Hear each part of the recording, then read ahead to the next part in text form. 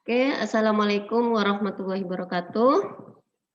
Waalaikumsalam warahmatullahi Waalaikumsalam wabarakatuh. warahmatullahi Waalaikumsalam wabarakatuh. warahmatullahi wabarakatuh.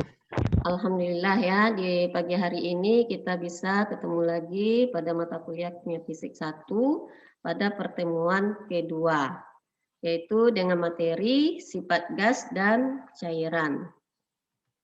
Nah, mudah-mudahan saudara sehat selalu ya, sehingga bisa secara optimal untuk memahami materi hari ini. Nah, sifat materi kalau kita lihat secara umum ya, walaupun kita hanya mempelajari gas dan cairan, karena padatan itu ada mata kuliah khusus ya mempelajari materi tentang padatan. Nah, itu biasanya disebut dengan kimia padatan ya. Nah, tetapi kita tetap tahu sifat ya secara umum materi tersebut, apa itu bedanya kalau dilihat dari sifat bentuk, volume, fluiditas, kerapatan, dan kompresibilitas. Nah, kalau padatan itu tentu bentuknya tertentu ya. Kemudian kalau cairan dengan gas sesuai dengan wadah. Jadi kalau kita masukkan ke dalam botol ya botol maka seperti botol lah cairannya. Kalau gas gitu ya, kalau misalnya setengah botol kita isikan cairan berarti seperti setengah botol, tapi kalau gas tetap utuh bentuk dari gas tadi ya. Nah, karena dia akan mudah mengalir ya ke segala arah kalau gas. Nah, tetapi kalau di cairan dia ya tentu dia akan mengalir itu lebih kecil ya dibandingkan dengan gas. Nah, itu hubungannya dengan fluiditas nanti ya. Kemudian volume juga padatan dan cairan itu tertentu. Kalau gas ya bergantung pada tekanan. Kemudian kalau dilihat dari fluiditas, padatan itu kaku ya, sulit untuk mengalir. Tapi kalau cairan dia mudah mengalir. Gas juga, tapi gas lebih mudah mengalir daripada cairan. Ya, walaupun kita tidak bisa melihat gas itu bagaimana alirannya, tapi kita bisa merasakan ya tekanannya. Nah, kalau tekanannya tinggi ya tentu alirannya menjadi lebih tinggi, apalagi temperaturnya tinggi ya. Nah, kemudian kerapatan ya, kerapatan dari padatan itu, nah tentu lebih kecil dari cairan. Nah, kalau cairan lebih rapat ya dari gas, kemudian kalau gas itu relatif kecil, artinya kerapatannya itu molekul-molekulnya itu jauh jaraknya ya. Tapi kalau padatan itu kan jarak antar molekulnya itu kan rapat sekali ya. Jadi bisa saudara bayangkan ya rapat sekali sehingga dia membentuk suatu padatan. Nah, kemudian compressibility ini tentu hubungannya dengan kerapatan juga ya, karena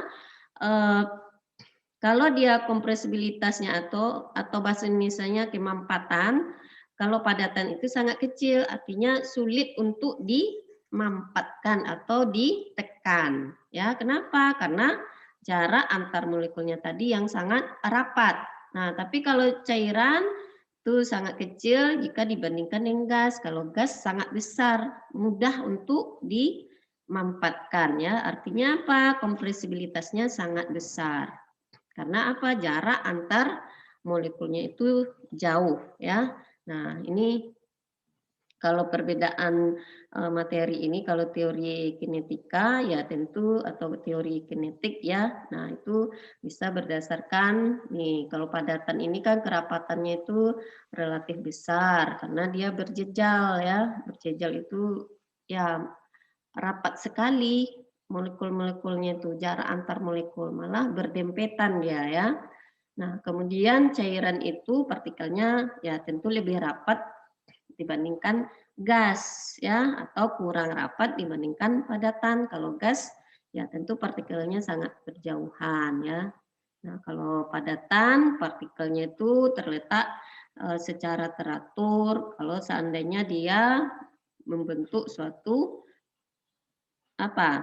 strukturnya itu kristal ya, teratur dia. Tapi kalau tidak kristal itu yang disebut dengan amorf ya, tidak teratur strukturnya. Nah, kemudian padatan sangat terikat erat, tadi sudah disebutkan ya. Kemudian kalau dilihat dari gerakan atom-atom atau molekulnya, nah itu tentu dia gerakannya vibrasi pada padatan.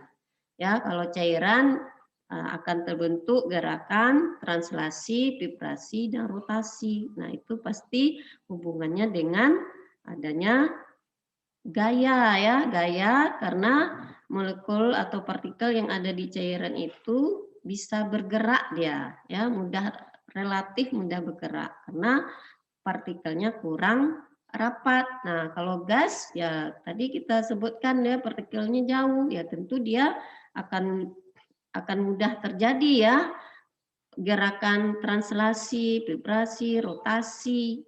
Nah, ya. Nah, jadi kalau vibrasi itu apa? Getaran, rotasi berputar dia. Translasi itu berpindah ya ke tingkat energi yang lebih tinggi bisa ya. Nah, tentu berhubungan dengan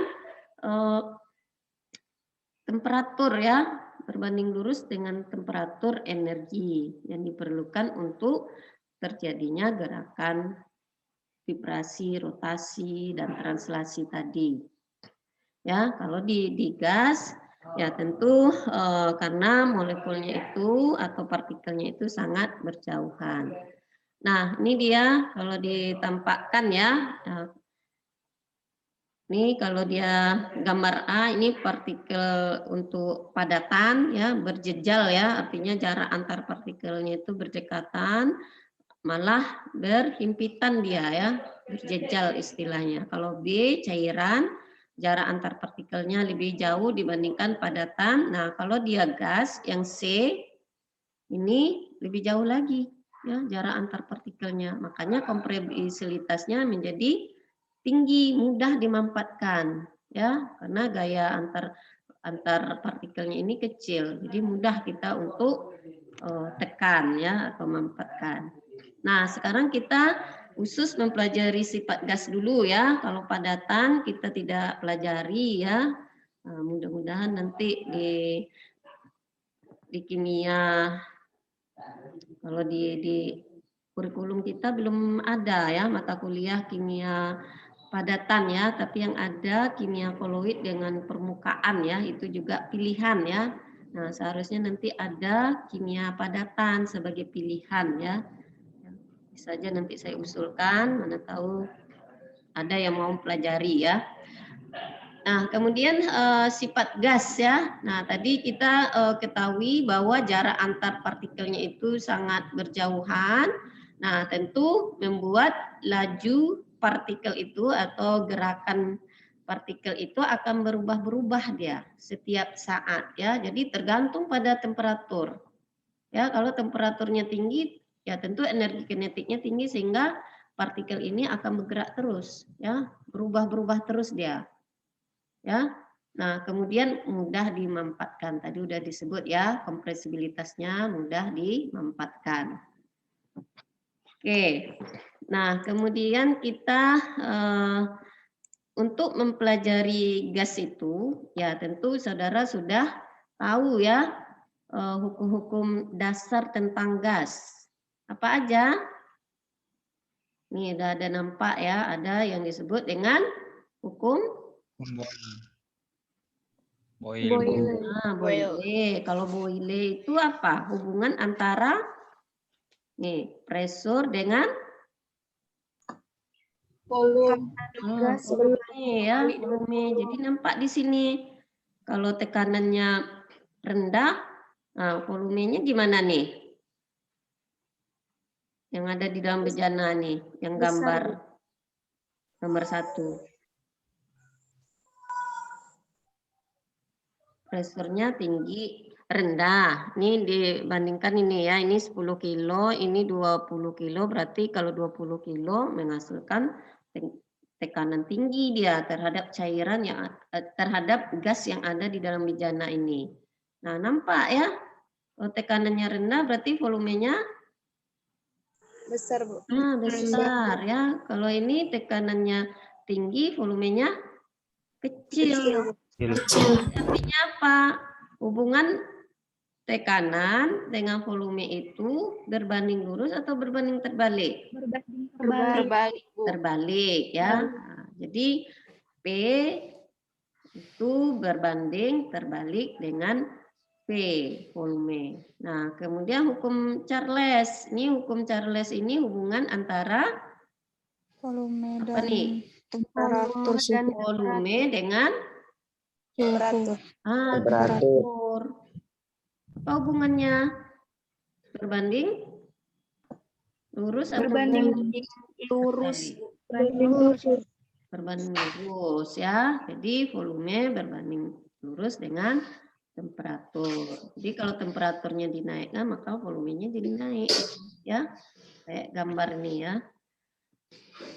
Oke, itu gambar ilustrasinya ya. Nah, ini juga hukum Gay-Lussac hubungan antara Tekanan dan temperatur, Bu. temperatur. Nah, kalau tekanannya rendah, berarti bagaimana nih volumenya? Ini gambar ban nih ya. Kempes atau tidak nih? Kempes, Bu. Kempes berarti volumenya Kecil. kecil. Ya, temperaturnya dinaikkan, volumenya jadi besar lagi, tidak kempes lagi. Berarti temperatur berbanding lurus dengan Tekanan. Tekanan. Ya, itu hukum Gay-Lussac ya. Nah, kalau hukum Avogadro apa hubungan antara Jumlah partikel dan tekanan. itu berbanding lurus atau terbalik? Kebalik.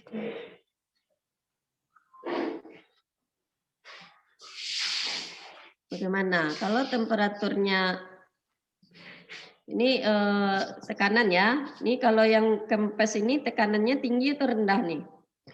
Temperaturnya sama-sama 0. Pasti yang roda atau ban ya, ban nih ya. Ban ini kalau dia temperaturnya tinggi berarti dia tidak kempes. Tapi kalau temperaturnya rendah, kempes dia. Nah, kita lihat jumlah partikel di dalam ban tadi. Mana yang lebih banyak? Yang kempes atau yang tidak kempes? Coba dilihat Yang nih, tidak ada hijau. Tidak kempes. Yang tidak kempes berarti tidak banyak jumlah partikelnya ya. Artinya jumlah partikel berbanding lurus dengan tekanan. Jadi kalau jumlah partikelnya kecil, ya tekanannya kecil juga. Ya ini. Ya, jadi jumlah partikel berbanding lurus dengan tekanan. Nah, itu dia 4 hukum dasar gas ya. Nah, sebenarnya hukum gas ini berlaku untuk gas ideal ya, tapi perlakuannya itu juga ada juga terdapat di dalam fenomena dalam kehidupan sehari-hari. Contohnya ini masalah ban kempes gitu ya. Jadi kalau ban sepeda motornya kempes berarti tekanannya sudah rendah, jumlah partikel udaranya di dalam situ pasti kecil ya. Nah, pasti volumenya kecil karena kempes. Oke. Nah, sekarang persamaan dari 4 persamaan tadi, Boyle, Charles, Avogadro, Gay-Lussac ya. Nah, didapatkanlah ada 4 variabel yang saling berkaitan, yaitu volume, tekanan, jumlah mol, temperatur. Nah, ini dia akan menghasilkan persamaan gas ideal ya. Ini terbalik dia ya. Tapi saudara bisa lihat di bawah ya, bahwa R itu sama dengan PP per NT. Nah, inilah yang dikenal dengan persamaan gas ideal. Jadi P dengan V tadi berbanding terbalik ya. P dengan N berbanding lurus. P dengan T berbanding lurus. Nah, itu semua sama nilainya itu pada keadaan standar itu sama dengan nilai R. R itu apa? Tetapan gas ideal ya. Nah, coba saudara cari. Nilai R ini kalau dia dalam bentuk ATM mol min 1 K min 1 itu kan 0,082051 ATM. Nah, sekarang saudara hitung ulang ya. P-nya 1 ATM. Coba hitung. Volumenya dalam keadaan standar berapa? 22,4 liter. 1 kali 22,414 liter dibagi N-nya 1 dikali T. T-nya 0 Kelvin 0 derajat kan 273 kan? Nah, jadi pada keadaan standar itu kan 0 derajat itu sama dengan 273 Kelvin. Nah, udah hitung tidak? Dapat 0,08205. Ada yang hitung? Dapat, Bu. Dapat ya. Nah, jadi tetapan dari gas ideal itu berasal dari nilai-nilai volume, tekanan, jumlah mol, dan temperatur pada keadaan standar. Nah, kalau kita konversikan, dia dalam satuan SI, ya satuan internasional, kembali lagi kita ke materi kemarin, itu dapat 8,314 Joule K-1 mol min 1. Nah, carilah itu. Saudara konversikan nanti ya di rumah. Jadi dapatlah satuan tetapan gas itu. Oke, nanti PR lah ya, PR tapi secara apa? Secara bebas saja ya. Nah, jadi kalau rasa ingin tahunya tinggi, saudara cari nih 8,314. Tapi kalau rasa ingin tahunya, ya saudara tidak akan tahu ya, cuma menghafal aja jadinya, dihafal-hafal R itu. Kalau dalam bentuk Joule 8,314, tapi bagaimana dapatnya ya? Nah, itu yang perlu saudara lakukan di rumah ya untuk memahami materi ini. Nah, kemudian selanjutnya kita mempelajari campuran ya dari beberapa gas. Nah, itu hukum yang pelajarinya itu adalah hukum Dalton. Nah, misalnya kita mau mengetahui berapa campuran udara yang ada di sekitar kita, ya campuran udara itu kan berasal dari beberapa gas ya, ada gas O2, ada CO2, ada H2 yang ada di permukaan bumi ini ya. Nah, tentu kalau manusia kan perlunya gas O2 ya, oksigen. Nah, itu yang gas oksigen akan diikat oleh hemoglobin yang ada di dalam darah kita. Tapi kalau misalnya ada gas CO2, dia tidak bisa ya. Tapi kalau itu lebih banyak akan membuat kita susah bernapas ya, susah untuk menangkap O2.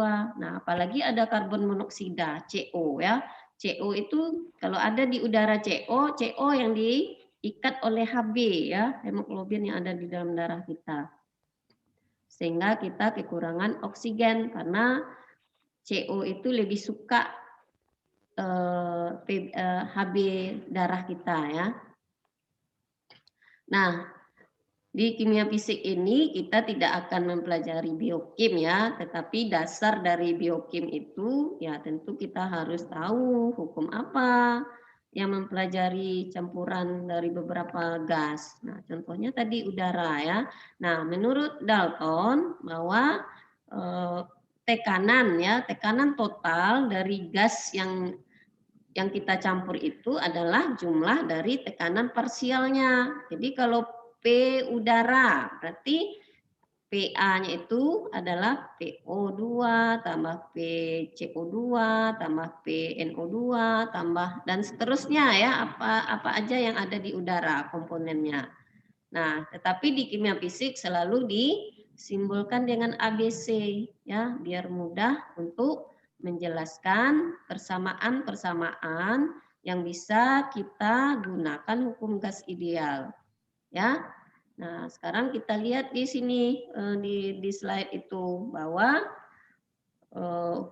tekanan parsial dari gas yang dicampur itu bisa disimbolkan dengan sigma PJ ya. Nah, PJ itu tentu jumlah dari PA tambah PB tambah PC. Nah, kalau kita kenakan hukum gas ideal berarti PA, PB tambah PC. Kita batasi 3 aja ya, gas yang bercampur. Berarti dikalikan V, volumenya berapa? Nah, kemudian sama dengan Na, jumlah partikel A, B, C, kalikan RT. Ya, karena persamaan gas ideal tadi kan PP sama dengan nRT ya. Nah, sehingga perbandingan PA dibagi P itu harus sama dengan Na dibagi N. Nah, jadi kita bandingkan ya persamaan tekanan parsial yang kita kenakan hukum gas ideal dengan hukum gas ideal yang sebenarnya ya. Nah, dapatlah kita nanti tekanan parsial dari setiap gas itu adalah Na per N kali P. Nah, itu dapat PA. Kalau PB gimana? Berarti PB sama dengan N. Ayo. NB. NB per N kali P. Ya. Nah, kalau PC tekanan parsial dari C berarti NC per N kali P. Nah, untuk diketahui bahwa Na dibagi N itu kan fraksi ya, fraksi A ya, berarti XA. Jadi bisa disederhanakan lagi. Tekanan parsial dari A itu sama dengan XA kali P atau kalau dia PB berarti XB kali P. Kalau PC XC kali P. Nah, ya, jadi kalau diketahui fraksi mol dari suatu partikel gas, kemudian diketahui tekanan totalnya, maka bisa ditentukan tekanan parsial dari gas tadi. Nah, ya, atau secara umum bisa juga ditulis sigma PJ sama dengan sigma XJ kali P. Ya, jadi inilah persamaan gas ideal yang digunakan untuk mempelajari campuran gas. Ya. Nah, sekarang kita lihat mengenai sifat-sifat gas ideal ya. Jadi gas ideal itu sebenarnya di permukaan bumi ini tidak ada ya. Gas ideal tidak ada. Ya, yang ada itu gas nyata, yaitu gas yang ada di permukaan bumi. Contohnya CO2, NO2, H2, N2 dan yang lain-lain ya.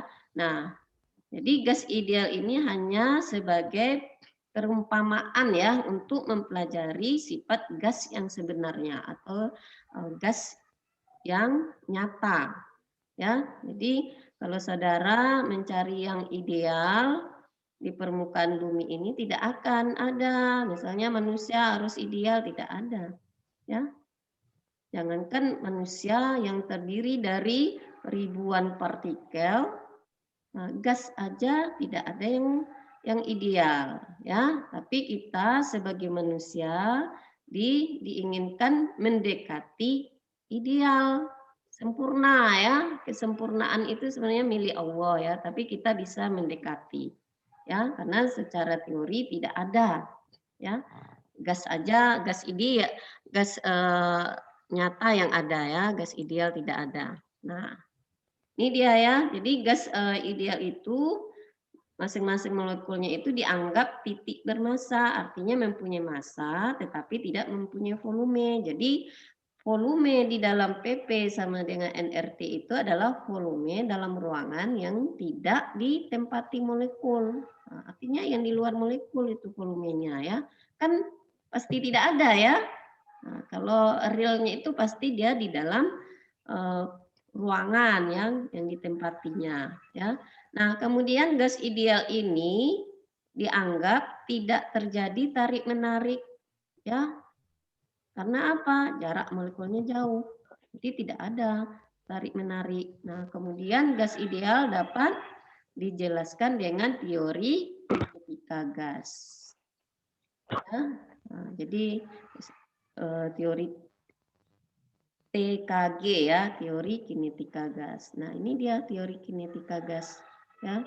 Jadi gas itu terdiri atas partikel diskrit ya. Diskrit di sini artinya molekul selalu bergerak cepat, random ya, acak dia, tidak beraturan dan gerakannya itu melalui jalan lurus. Ya. Itu teori kinetika gas. Kemudian yang kedua ya, pada tumbukan dengan molekul lain atau dengan dinding bencana, maka kecepatannya itu tidak berubah. Ya, tidak berubah dia kecepatannya. Nah, artinya apa? Tumbukan itu bersifat elastis. Jadi kalau kita melempar bola ke dinding, nah kecepatan kita melempar, kemudian dengan lentingannya itu harus sama. Nah, itu yang disebut dengan tumbukan elastis. Ya, di fisika mungkin saudara udah belajar ya. Nah, artinya sama. Nah, kemudian ini ya, yang ketiga ini kecuali kalau tekanan sangat besar, jarak antar molekul-molekul sangat jauh dan volume masing molekul sangat kecil ya. Nah, jadi volume masing-masing molekul sangat kecil bila dibandingkan dengan volume dari sistem. Itu kalau tekanannya sangat besar ya. Kalau sangat besar kan volumenya jadi mengecil tadi ya. Nah, kalau dia tekanannya kecil, ya volumenya jadi besar. Ya, itu dia ya yang akan mengecualikan.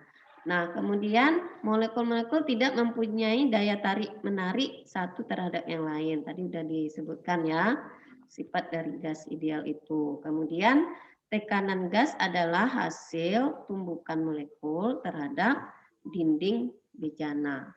Ya, jadi gas itu tadi kan dikatakan dia pastinya bergerak terus, random ya, gerakannya lurus ya. Tentu dia bisa melakukan tumbukan ya, tumbukan ke bejananya. Nah, hasil tumbukannya dengan bejana itu itulah akan menghasilkan tekanan gas. Jadi semakin banyak tumbukannya dengan dinding bejana, ya tentu tekanannya juga akan semakin besar. Oke, ini dia kalau kita andaikan gas itu berada di dalam suatu kubus ya. Nah, tentu kubus ini kan sama sisi ya, sama sisinya ya, ke X, ke Y, ke Z. Nah, tumbukannya itu tadi elastis dia ya, mau ke arah X, arah Y, ke Z.